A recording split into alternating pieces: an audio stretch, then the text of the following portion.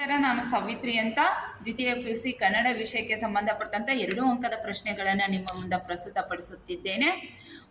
ಇದು ವಿದ್ಯಾರ್ಥಿಗಳ ಇಚ್ಛೆಯ ಮೇರೆಗೆ ಒಂದು ಹೂ ಹೆಚ್ಚಿಗೆ ಇಡುತ್ತೀನಿ ಅಂತಂದ ಲಲಿತಾ ಸಿದ್ಬಸವಯ್ಯ ಅವರು ಬರೆದಂತಹ ಮುದುಕಿಯ ಜೀವ ಎಳೆಯುತ್ತಿರುವುದು ಏಕೆ ಅಂತ. ಮನೆಯಲ್ಲಿ ಎಡಬಿಡದೆ ಫೋನು ಜನಗುಟ್ಟುತ್ತಿರುವಾಗ ಯಾರಾದರೂ ಬೇಗ ಬಂದು ಫೋನನ್ನು ಎತ್ತಿಕೊಳ್ಳಬಾರದೆ? ಆ ಕಡೆಯಿಂದ ಫೋನು ಮಾಡಿದವನು ನನ್ನ ಮುದುಕನಿರಬಹುದು ಎಂದು ಮುದುಕಿಯ ಜೀವ ಇಲ್ಲಿ ಎಳೆಯುತ್ತಿದೆ ಅಂತ. 2ನೇ ಪ್ರಶ್ನೆ, ಮುದುಕ ಏನೆಂದು ಗೋಗರೆಯುತ್ತಾನೆ? ಭಾಷೆ ಅರಿಯದ ದೂರದ ಆಸಾಮಿನಲ್ಲಿ ಇರುವಂಥ ಕಿರಿಯ ಮಗನ ಹತ್ತಿರ ಇರುವಂತಹ ಮುದುಕ, ಹಿರಿ ಮಗನ ಹತ್ತಿರ ಈ ಮುದುಕಿ ಇದ್ದಾಳೆ. ಈ ಮುದುಕಿ ಕನ್ನಡ ದೇಶದವಳು, ಆದರೆ ಮುದುಕ ಆಸಾಮಿನಲ್ಲಿ ಸಸೇಮೀರ ಸ್ವಲ್ಪನೂ ಭಾಷೆ ಬರೆದಂಥ ಪ್ರದೇಶದಲ್ಲಿ ಇರುವಂಥ ಈ ಇಬ್ಬರ ಮುದುಕ ಮುದುಕಿಯ ತಲ್ಲಣದ ಚಿತ್ರಣವನ್ನು ಬಹಳಷ್ಟು ಮಾರ್ಮಿಕವಾಗಿ ನಮಗೆ ಹಿಡಿದುಕೊಟ್ಟಿದ್ದಾರೆ.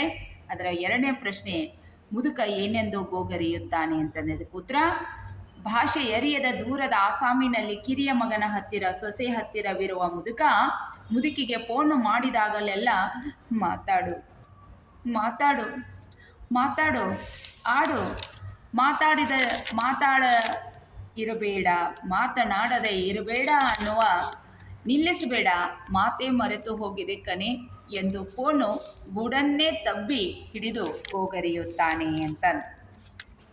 ಇನ್ನು 3ನೇ ಪ್ರಶ್ನೆ, ಮೊಮ್ಮಗಳ ಆತುರಕ್ಕೆ ಮುದುಕಿ ಏನೆಂದುಕೊಂಡಳು ಅಂತ.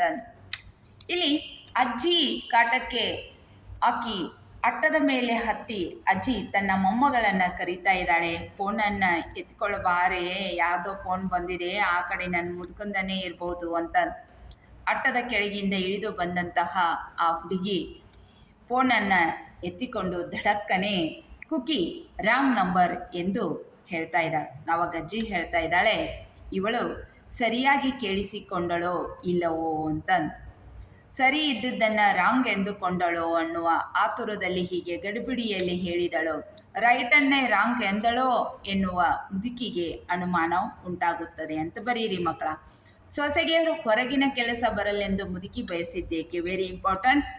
ದೂರದ ಆಸಾಮಿನಲ್ಲಿರುವ ಮುದುಕನೊಂದಿಗೆ ಫೋನಿನಲ್ಲಿ ಮಾತನಾಡಲು ಮುದುಕಿ ಬಹಳಷ್ಟು ಚಡ್ಪಡಿಸುತ್ತಿದ್ದಾಳೆ. ಆಗ ಕೆಲಸಕ್ಕೆ ಹೊರಡಲು ಮಗನ ಕಾರು ಸ್ಟಾರ್ಟ್ ಆಗುತ್ತದೆ. ಮೊಮ್ಮಗಳ ಸ್ಕೂಟಿಯು ಹತ್ತಿ ಹೊರಟು ಹೋಗುತ್ತಾಳೆ. ಮೊಮ್ಮಗನ ಸ್ಕೂಲ್ ವ್ಯಾನವೂ ಬಂದಾಯಿತು. ಇನ್ನು ಇರುವವಳು ಒಬ್ಬಳೆ ಮನೆಯೊಳಗೆ ಸೊಸೆ. ಆ ಸೊಸೆ ಹೊರಗಡೆ ಹೋದರೆ ನನ್ನ ಮುದುಕನ ಜೊತೆ ಆರಾಮಾಗಿ ನಾನು ಮಾತನಾಡ್ಬೋದು ಅನ್ನುವಂತಹ ತಲ್ಲಣದಲ್ಲಿರುವಂಥ ಮುದುಕಿ ದೇವರ ಹತ್ರ ಬಿಡ್ಕೊಳ್ತಾ ಇದ್ದಾಳೆ. ಏನಂತ? ಹೊರಗಿನ ಕೆಲಸ ನನ್ನ ಸೊಸೆಗೆ ಸಮ್ಮಿಸಲಿ ಅಂತ. ನಾನು ಆರಾಮಾಗಿ ಮುದುಕನ ಜೊತೆ ಮಾತನಾಡಬಹುದು ಅನ್ನುವ ಮಾತನ್ನು ಆಕಿ ಹೇಳ್ತಾ ಇದ್ದಾಳೆ. ಭಾಳಷ್ಟು ಈಸಿ ಆದಂಥ ಪ್ರಶ್ನೆ, 2 ಅಂಕದ್ದು. ಹೊರಗಿನ ಕೆಲಸ ನನ್ನ ಸೊಸೆಗೆ ಸಮ್ಮಿಸಲಿ ಅಂತ ಇಷ್ಟು ಬರೆದ್ರೂ ನಿಮ್ಗೆ 2 ಮಾರ್ಕ್ಸ್ ಕೊಡ್ತಾ ಇದ್ದಾರೆ. ಇನ್ನು 5ನೇ ಪ್ರಶ್ನೆ, ಮುದುಕಿಯು ಯಾರನ್ನು ಏನೆಂದು ಪ್ರಶ್ನಿಸುತ್ತಾಳೆ? ನೋಡಿ, ಮುದುಕಿಯು ಹೊರಗೆ ನನ್ನ ಸೊಸೆಗೆ ಕೆಲಸ ಸಿಗಲಿ ಹೋಗಲಿ, ಅವಳು ಹಾಗೆ ಮಾಡಿದರೆ ಗುಟ್ಟೆ ಮಲ್ಲಪ್ಪ ನಿನಗೆ ನಾನು ಒಂದು ಹೂವನ್ನು ಹೆಚ್ಚಿಗೆ ಇಡುತ್ತೇನೆ ಎಂದು ಪ್ರಾರ್ಥಿಸುತ್ತಾಳೆ ಅಂತ. ಇಷ್ಟೇ ಬರೀರಿ. ಯಾರ ಹತ್ರ ಏನೆಂದು ಅಂತಂದರೆ ಗುಟ್ಟೆ ಮಲ್ಲಪ್ಪನ ಹತ್ತಿರ ಒಂದು ಹೂ ಹೆಚ್ಚಿಗೆ ಇಡುತ್ತೇನೆ ಎಂದು ಮುದುಕಿಯು ಪ್ರಾರ್ಥಿಸುತ್ತಾಳೆ ಅಂತಂದು ಇಷ್ಟು ಇದರಲ್ಲಿರುವಂಥದ್ದು. ಇನ್ನು ಲಾಸ್ಟ್ ಏನಪ್ಪ ಅಂದರೆ ಇನ್ನು 11ನೆಯ ಪದ್ಯ, ಹತ್ತಿ ಚಿತ್ತ ಮತ್ತು ಅಂತ. ಟಿ ಯಲ್ಲಪ್ಪ ಅವರು ಬರೆದಂಥ ಹತ್ತಿ ಚಿತ್ತದ 1-2 ಅಂಕದ ಪ್ರಶ್ನೆಗಳು ಈ ರೀತಿಯಾಗಿದ್ದಾವೆ.